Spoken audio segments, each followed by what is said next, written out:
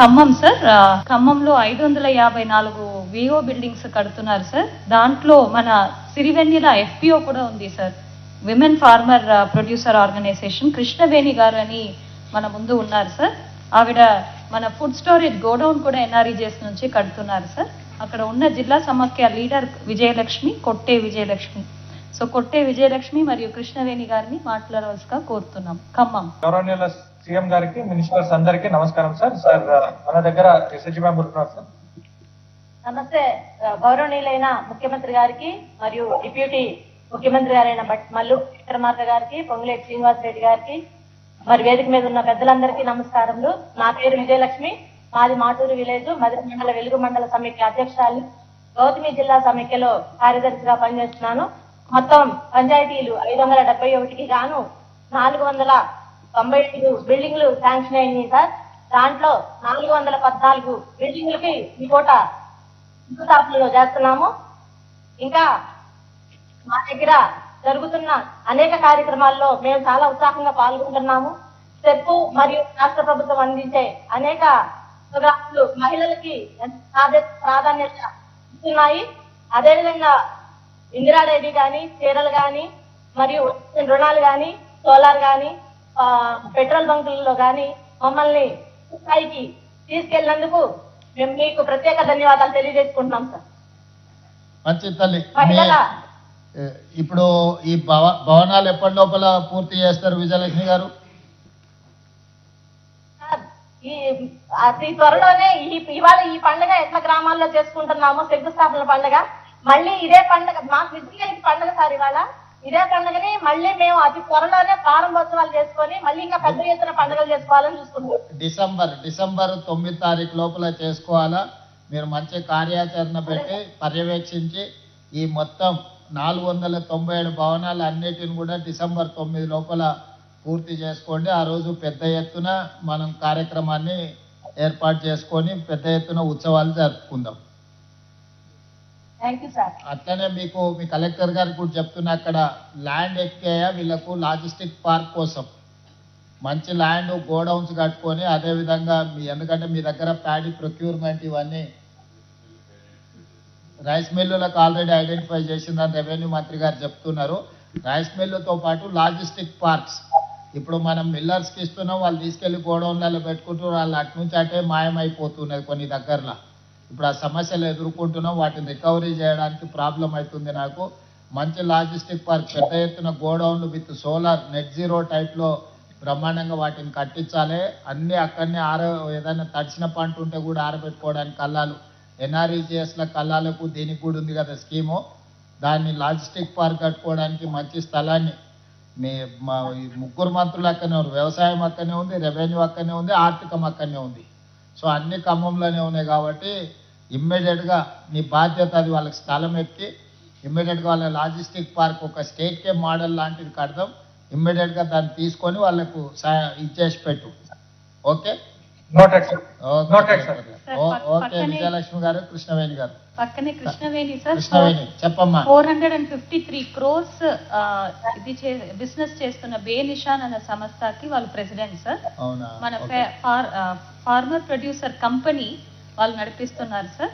వాళ్ళు agriculture godown కూడా మీరు చెప్పినట్టు కడుతున్నారు. సో కృష్ణవేణి నుండి ఒక 1 కృష్ణవేణి చెప్పమ్మా.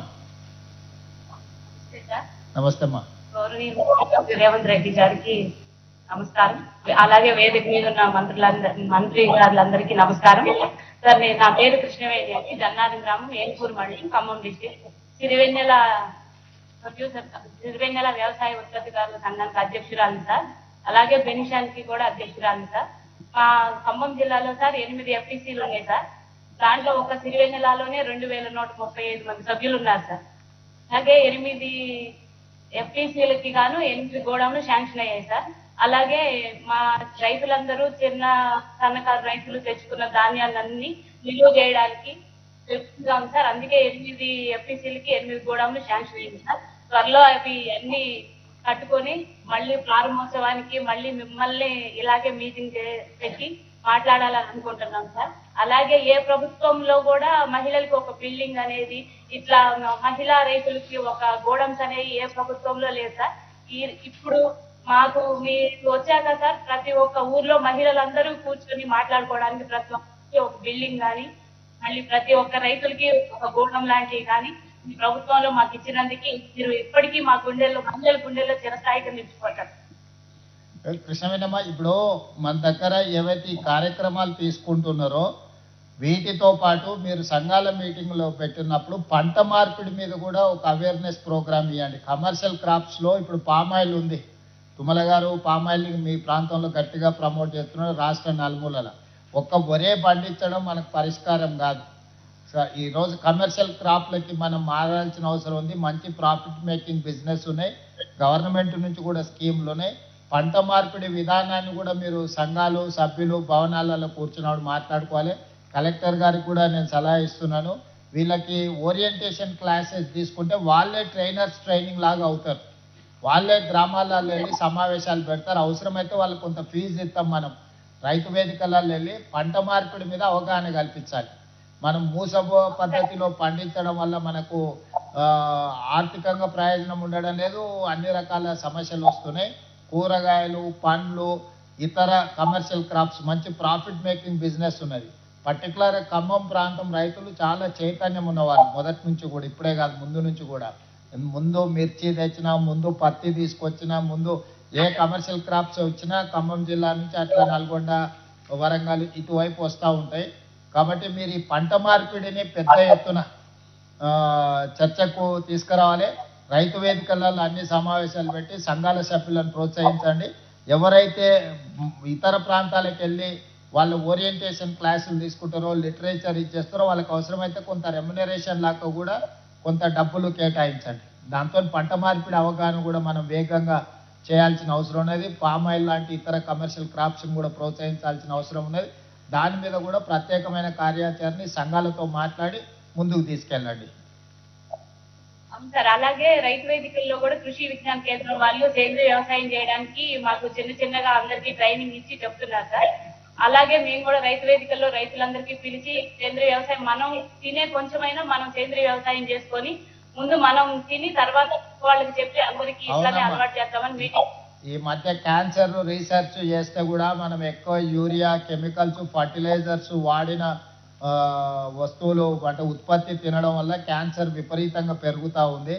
రీసెంట్ క్యాన్సర్ ఎక్స్పర్ట్స్ ఇచ్చిన రిపోర్ట్లలో కూడా మనం అవసరానికి మించి ఫర్టిలైజర్స్ ఎక్కువ వాడడం వల్ల భూసారం దెబ్బతిని ఎక్కువ క్యాన్సర్ రావడానికి అవకాశం ఉంది. కాబట్టి మనం ఆర్గానిక్ ఫుడ్, మనం తినే పంటలు ఇవన్నిటిని కూడా సేంద్రియ వ్యవసాయం చేసుకుంటే ఉపయోగం. దాని మీద కూడా కొంత అవగాహన కల్పించండి. క్యాన్సర్ అవేర్నెస్ ప్రోగ్రాములు కూడా మనము చెప్పాల్సిన అవసరం ఉంది. అంటే ఈ ఫుడ్లో ఎక్కువ కెమికల్స్ లేకపోతే ఫర్టిలైజర్స్ వల్ల వస్తున్న నష్టము, దీన్ని కూడా అవగాహన కల్పించాలి. దాన్ని కూడా తీసుకోండి కృష్ణవేణి గారు. ఓకే అమ్మా, మంచిది, సంతోషం.